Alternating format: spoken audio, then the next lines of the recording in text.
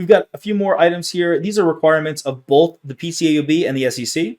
An accounting firm is prohibited from auditing an issuer's financial statements for 1 year if members of the issuer's financial oversight role, so anyone in that C-suite, or part of the audit engagement team. I'm really drilling this home, right? Really drilling this home. Don't get this wrong in the exam.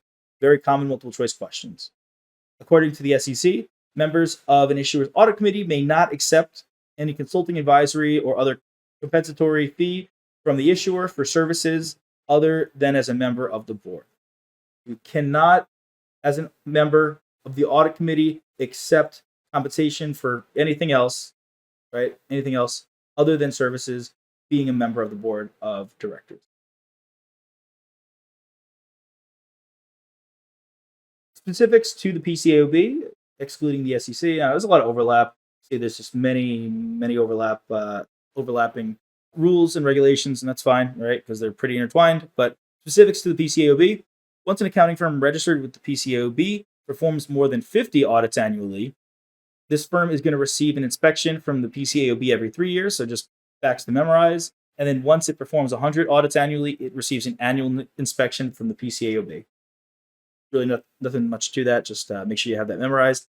What can the PCAOB do and what can it not do? Well, I'll just start with this one because I just love jumping around.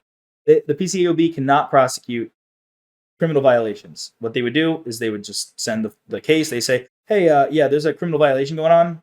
Department of Justice, you take this over. Now, the PCAOB has got these non-criminal authority actions they can take, such as processing, reviewing, and approving the registration of public accounting firms that audit issuers. They're in charge of regulating that. They have authority, right? Just not authority when it comes to criminal violations. The PCAOB can inspect and review selected audit engagements of registered public accounting firms. That's their job. The PCAOB can establish auditing quality control and independence standards. That's the PCAOB authoritative literature. And lastly, the PCAOB can impose sanctions such as financial penalties, suspension, or revocation of PCAOB registration and requiring CPA courses to registered firms. None of these are throwing people in jail. Remember that. PCAOB cannot throw people in jail, but they can do all of these other sanctions, all of these other actions. Nice recap here. Let's run through it. We've got these items that are in blue. Make sure you're memorizing all of these. Let's run through it one last time. So according to, don't worry about the SOX title. Don't worry about that. The lead audit partner must rotate off the audit every 5 years. Audit documentation, that's going to be maintained for 7 years. Other audit partners that are not the lead audit partner rotate off the engagement after no more than 7 years. According to the SEC, lead partners and concurring partners are subject to a 5-year timeout period before returning to an engagement. So once you have that 5 years, right? Once you have that 5 years that you have to rotate, you cannot go back on for another 5 years. Let me repeat that. This lead audit partner, so they start off in year one, year 1, 2, 3, 4, 5, they're working on the client. They have to rotate off. Then they need 5 more years before they can go back on that client. That's the rotation process. For the SEC, covered persons, we saw who those are. That includes the audit engagement team and anyone who has control over the audit engagement team, which would be anyone within the audit chain of command.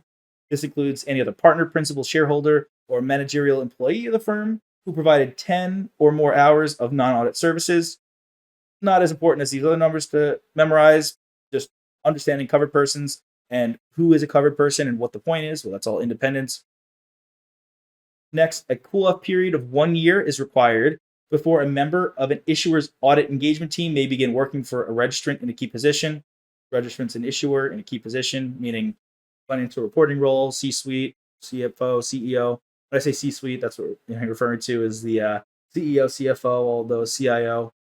Again, 1 year, you need to wait 1 year before you as an auditor, right, on the audit engagement team, you go work for that issuer, that audit client. The PCAOB, we've got this annual inspections rule. We'll conduct annual inspections once the public accounting firm does audits of 100 issuers. Independence is considered impaired if a covered member's aggregate outstanding balance from consumer loans has a balance greater than $10,000. We saw this over in our 8i CPA lesson, and it's pretty much the same rule, so make sure you know that. After payment of the most recent monthly statements, really not to get into too much specifics there, but $10,000. If you're auditing Bank of America and you owe them $10,000, cool. If you owe them $10,001, that's a problem. If you owe them $9,999, you're good. I mean, the exam's not going to get that specific. I'm just joking around with you, right? But if you owe them $1,000, you're fine. If you owe them $20,000, you're not fine. That breaches independence. According to the AICPA Code of Professional Conduct, a firm engaged to provide attest services to the public must be owned by greater than 50% of CPAs. So you can't just have a bunch of non-CPAs own that practice. It needs to be owned by CPAs. A lot of these rules are going to be pretty intertwined, as we see with PCAOB, AICPA, and then governmental. Really doesn't matter if mixing them up here, right? Just make sure you're familiar with these numbers, with these rules. 3 more here.